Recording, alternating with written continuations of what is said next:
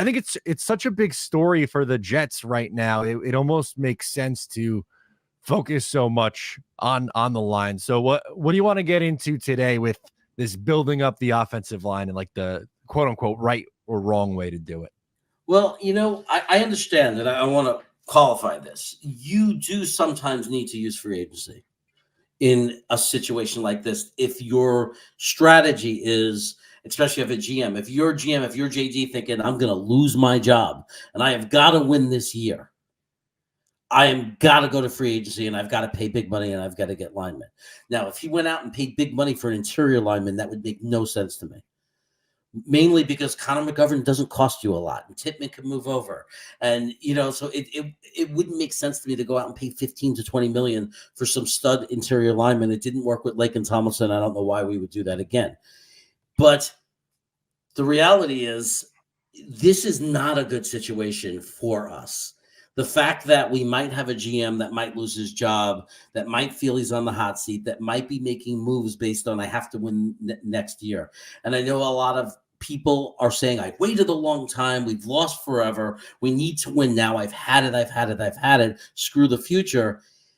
I just want to say, we say that every year. Like, we'll have an excuse every year to follow our immediate needs, because we say it every year. We said it in 2021. People were screaming, we don't have a tight end. We don't have a cornerback. And they were so against taking the best players available in the draft. The next year it was offensive line, which they were probably right, but not for this last season. It was more right for the long term. So I say, when does this organization start to build the right way?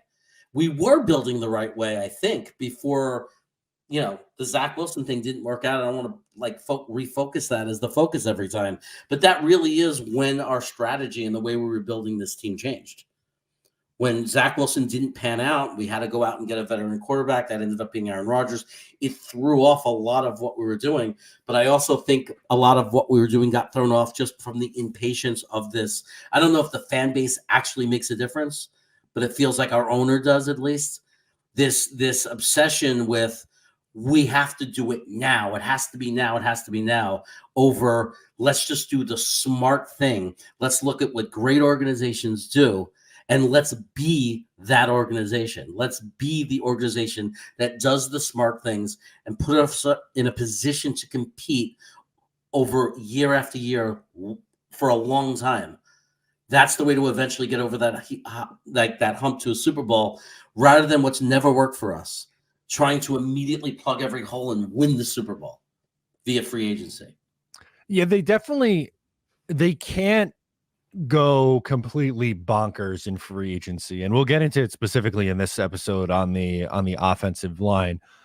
But I also don't think, like, draft is most important. I think by far the draft is the most important way to build your team. But at the same time, I don't think we could ignore, and not necessarily saying that you're ignoring it, but I don't think we could discount or disqualify trades and free agency. I think you need to be able to supplement your roster through free agency and trades, right? Like, you shouldn't be at the top of spending in free agency every single year. But as you mentioned, because of some of the misses in the draft, now they kind of have to course correct a little bit to, I guess, in a better way to get this roster, into a point where they're competing for a playoff spot.